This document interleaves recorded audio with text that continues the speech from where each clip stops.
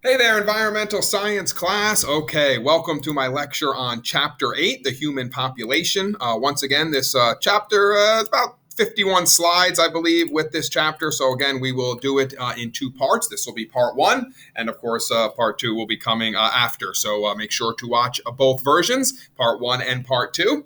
All right, so we'll head on off now. Again, the human population. So we start with a core case study, planet Earth.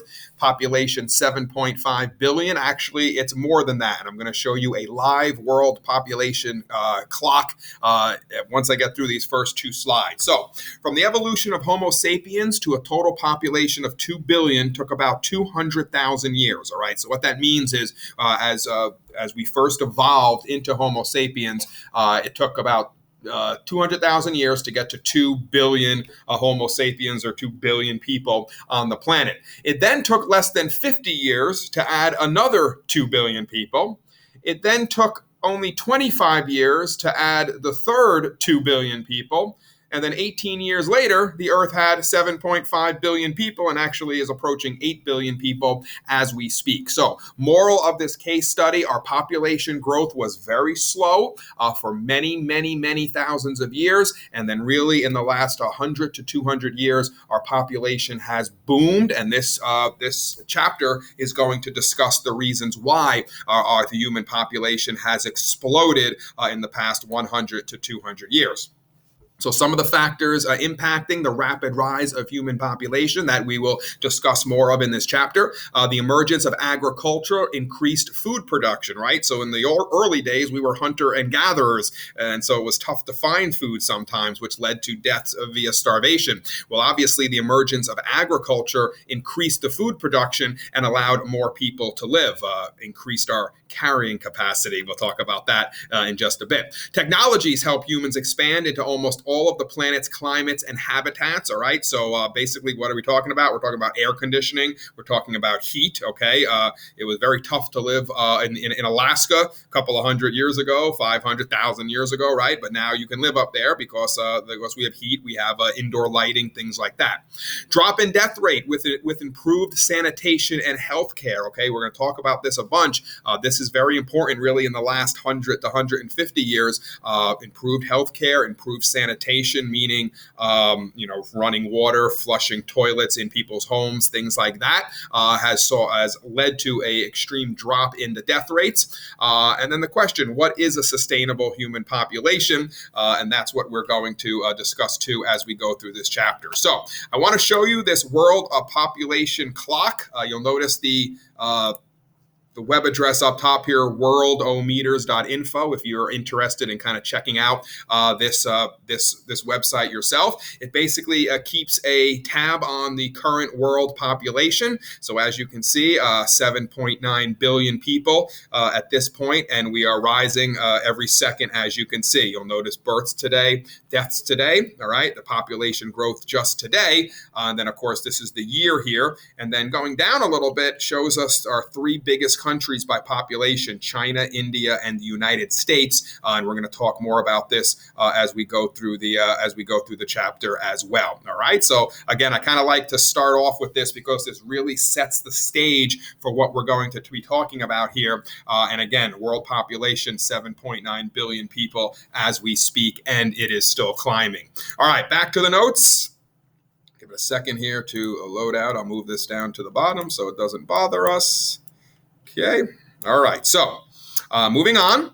How many people can the Earth support? All right, well, that's the big question we need to find an answer to. So, throughout most of history, like we just spoke about, population rose slowly. However, in the last 200 years or so, we've seen that rapid growth in human population. And once again, China, India, and the United States, I just showed you, are the top three countries in the terms of population. So, rate of population growth has slowed since 1960 to 1.2%. However, the world's population population is still growing. So we're going to talk about why the population growth rate has actually come down, all right, especially in the past 50 to 60 years. We'll talk about reasons for that as we go through part one and really into part two as well. But it's interesting to note that the human population growth is unevenly distributed geographically.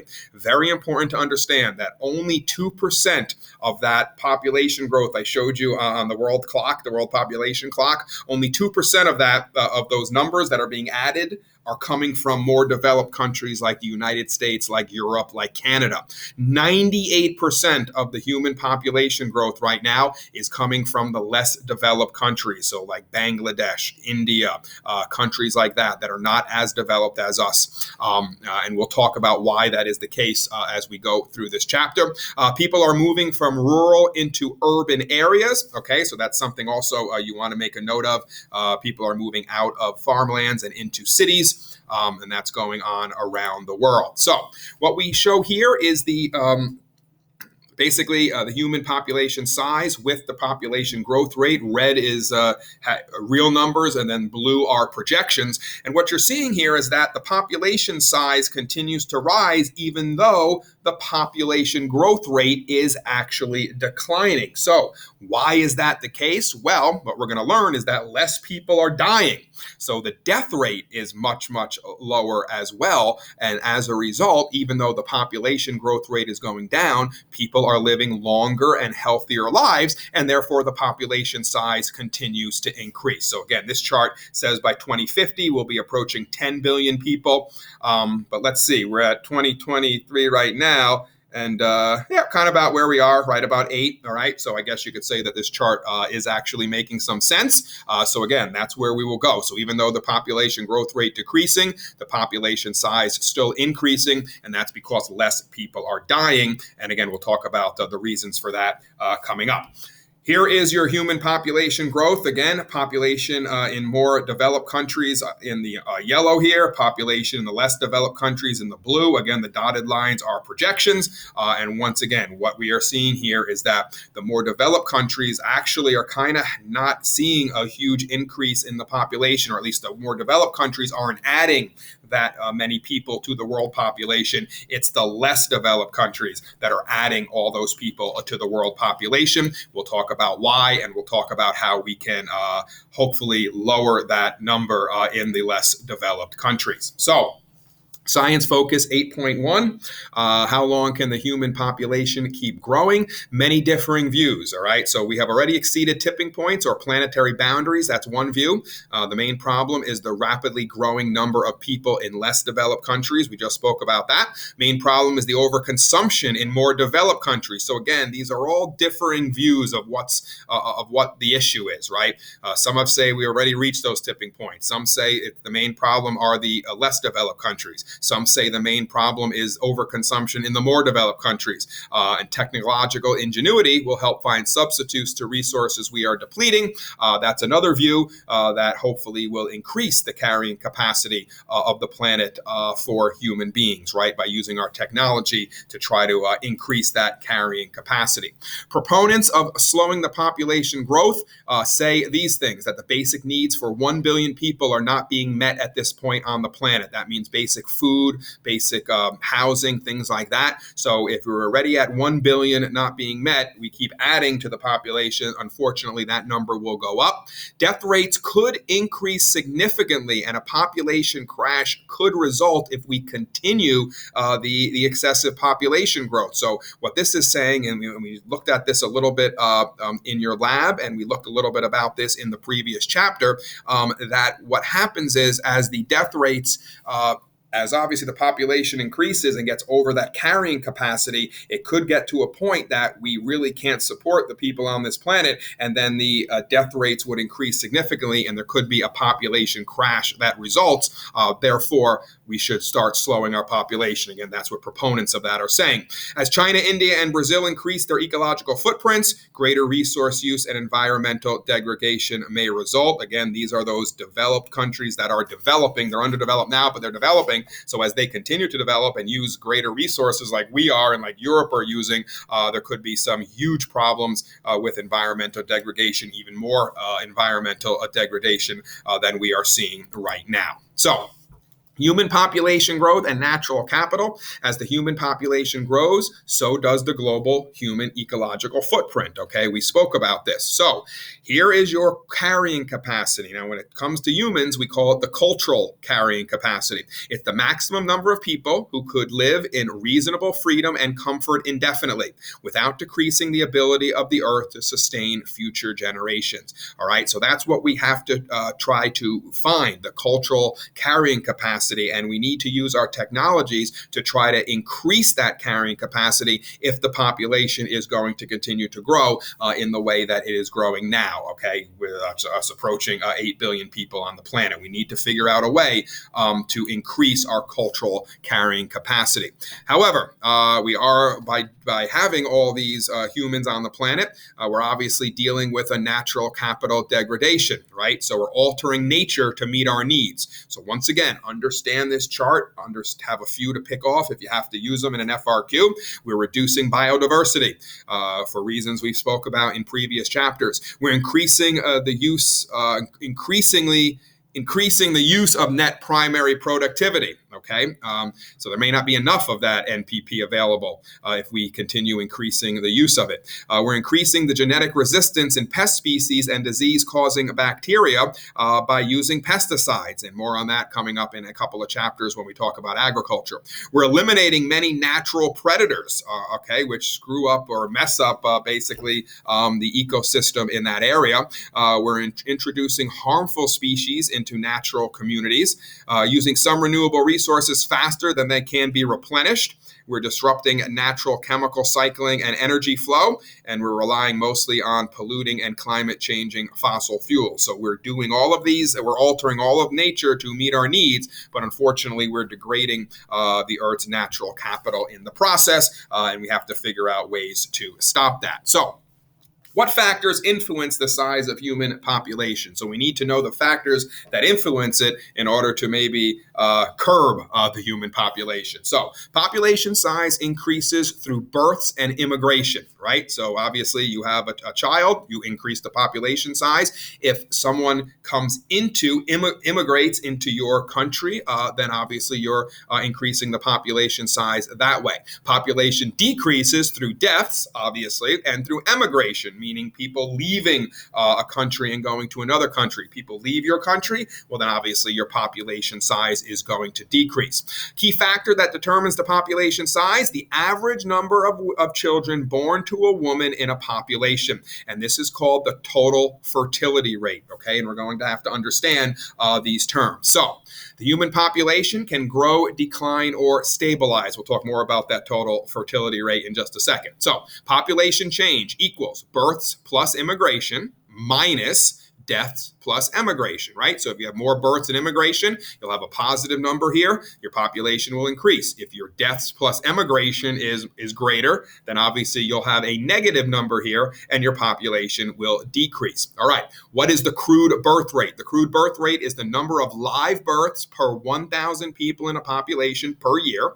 And the crude death rate is the number of deaths per 1,000 people in a population per year. And we're going to be using those crude birth and death rates when we do some math problems with this unit. All right, so fertility rates. There's two. Total fertility rate, we'll talk about in a second, and something called the replacement level fertility rate. So the replacement level fertility rate is the average number of children a couple must bear to replace themselves, right? So I have myself and my wife, there's two of us. How many children do we need to replace ourselves? Now, you're thinking probably right off the bat, 2 would be the answer. So why is it approximately 2.1? Because some children die, unfortunately, before reaching reproductive years, and therefore you need to have slightly over that number 2 for a couple in order to replace themselves. So that's why the replacement level fertility rate at 2.1 leads to a steady population. If it's below 2.1, okay, then your population will decrease. And if your replacement level fertility rate is over 2.1, then your population is going to increase. The total fertility rate, again, is the average number of children born to women of childbearing age in a population. So between 1955 and 2012, the global total fertility rate dropped from 5 to 2.5. To eventually halt the population growth, however, the global TFR must drop to a fertility replacement level of 2.1 or less, right? Because that is the replacement fertility level. So again, we're at 2.5. We're getting closer to that 2.1, but we're not there yet. So please understand the replacement fertility rate and the total fertility rate, what they're telling us. You definitely need to understand those two rates. All right, so what are we looking at here? We're looking at the U.S. fertility rates from just before 1920, pretty much up to the current population just a couple of years ago, right? So here's that magic number of 2.1. Above that, your population is increasing. Below that, your population will decrease. So you'll notice we were very high then in the mid 1930s. We actually decreased a little bit, okay? And a lot of that had to do with the Great Depression in the 20s, and then people starting to go off to war in the late 1930s, right? But then look at what happened. Those people returned from war, and we have the baby boomers, okay? These are my parents, so your grandparents are the baby boomer generation, people born between 1946 and 1964. And you'll notice the fertility rate was huge. Our population really increased. And then it started to decrease. And now you'll notice we're kind of hovering right around or just below that replacement level fertility rate of 2.1. That means here in the United States, our population is actually, from a birth standpoint, is actually dropping a little bit. But again, we'll talk about immigration and how that may not mean that our population is dropping. But again, from a fertility rate, a replacement level rate, you'll notice we're just now hovering right around or just below that magic rate of 2.1, that replacement fertility rate. So Science Focus 8.2 talks about projecting population change. So once again, human population size in 2050 is estimated to be between 7.8 billion and 10.8 billion. Well, obviously, we're going to be more towards the higher end of that scale because we're already surpassing 7.8 billion currently as I do this video, right?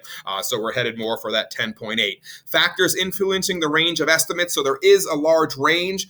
Reliability of current population estimates, assumptions about trends in fertility, and different organizations who estimate populations use different methods and data. So that's why there's such a large range, a 3 billion people range there for the estimated size of the population in 2050. And here are just a couple of the different organizations that kind of try to project the population. And again, you'll notice the UN low fertility variant is already kind of not working because we're already, here we are in 2020 or so, we're already at almost 8 here. So to me, looks like maybe this blue and this red one will be the lines that are most important. That's the U.S. Census Bureau, and that's the UN high fertility variant model run here, maybe closer to the actual truth, because again, just looking at where we are here in 2021, we're already approaching 8 billion. So that's going to be more on the higher end. So again, different organizations produce different numbers, but it looks like the higher projections here are the ones that may actually turn out to be valid come the year 2050. All right, so case study, the U.S. population, third largest and still growing. So how is it growing? Well, even though we're below that 2.1, let's talk about it. So 76 million people in 1900 here in the U.S., 322 million as of 2015.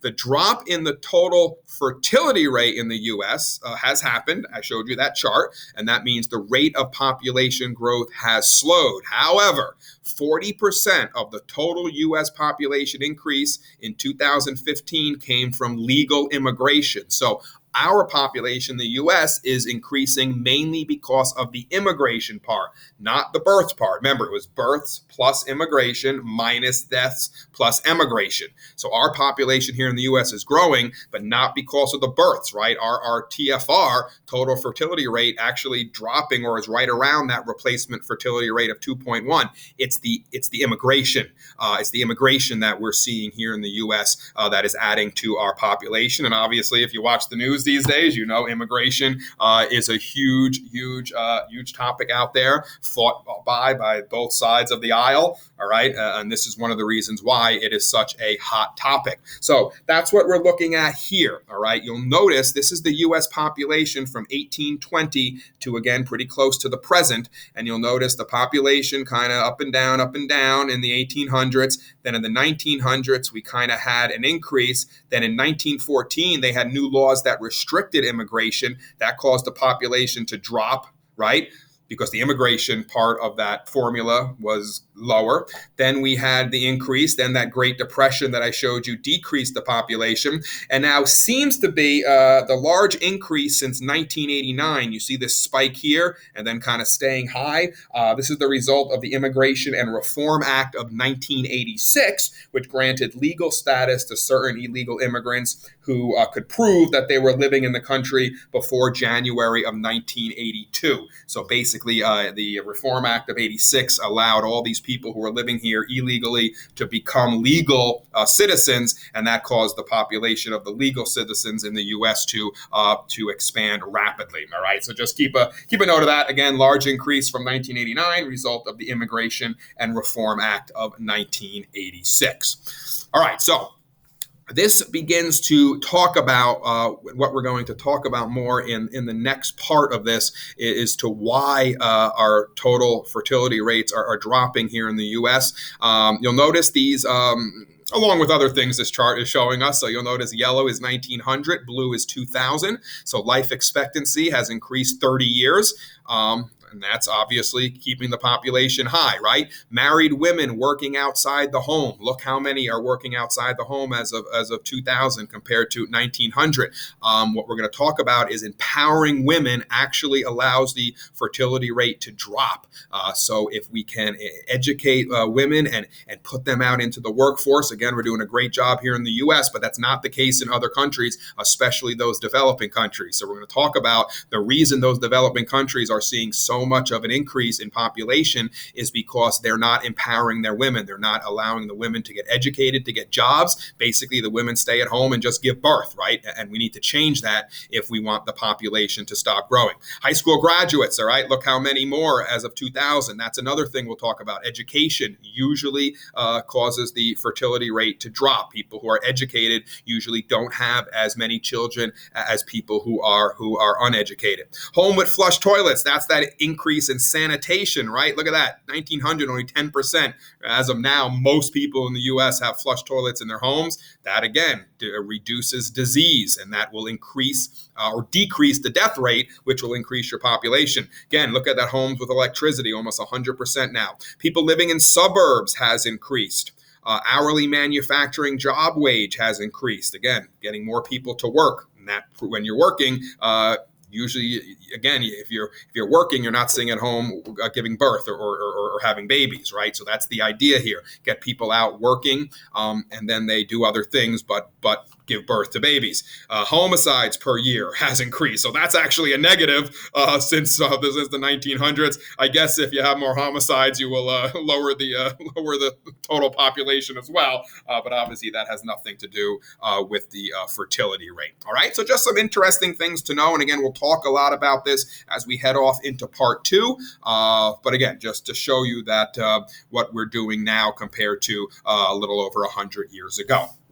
All right, so the last part of this chapter will be factors that affect birth and fertility rates. We'll start part 2 with factors that affect the death rate. All right, but first, factors that affect your birth and fertility rates. All right, so importance of children as part of the labor force. So again, here in the U.S., that's not the case, but in less developed countries, many people send their 10, 11, 12-year-olds out to make money somehow.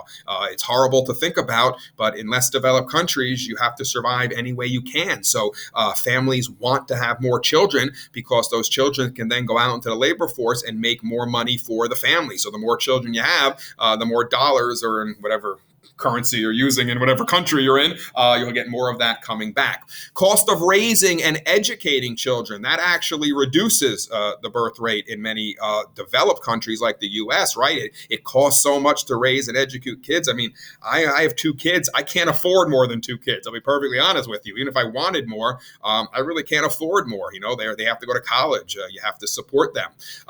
The availability of pension systems, okay, that keeps people having money longer in their lives and keeps the death rate lower. Urbanization, has affected the birth and fertility rates. Educational and employment opportunities for women, again, a big factor in decreasing the birth and fertility rate. Because again, when women are educated, when they're empowered, they usually, or not always, but in many cases, choose to, instead of having 8, 10 kids, they'll have maybe 1 or 2 children because they're out doing a career. Okay, so that's important, and that's something we need to try to bring into our less developed countries. Average age at marriage, right? If you get married very, very young, you're going to have more of a span of producing children, right? So in many of these underdeveloped countries, people are getting married in their teens, right? Here in the US, I got married, I was 30 years old, which is rather late. So in developed countries, people are getting married later. In underdeveloped countries, they're still getting married early. Availability of reliable birth control methods. I think that kind of speaks for itself, right? If you can't get a birth control method, you're probably going to have more children than people who have the availability of those reliable birth control methods. And then a big issue, religious beliefs, traditions, and cultural norms. And again, how do you go and tell a people? So for instance, I live in Rockland County. I have a huge Hasidic, Jewish Hasidic community that lives in my neighborhood. And in their culture, it's wanted to have more than 4 children. You're supposed to have, I think, 4 to 6 children in the Hasidic community. That's their religious belief. That's their traditions, their cultural norms. So how do you go and tell them, hey, you can't have 4 to 6 children. You need to have 1 or 2. How can you tell people to do that? All right. And again, that's what the argument here is in environmental science, because many religions and cultures and traditions value children and want you to have more. That's part of their part of the culture, to have as many children as possible. So again, how do we get that to change? And again, that's where we talk about empowering women and giving women more of a say and providing them with employment, and things to do outside the home. So last, just leave you here with this child carrying blocks. Again, this talks about the child labor and how it's tough to see, right? Tough to see this here in the United States, but in other countries, they need their children to work in order to support the family. Okay, so that's the end of Chapter 8, The Human Population, Part 1. Make sure to check back for Part 2 and view that as well. And as always, thanks for listening.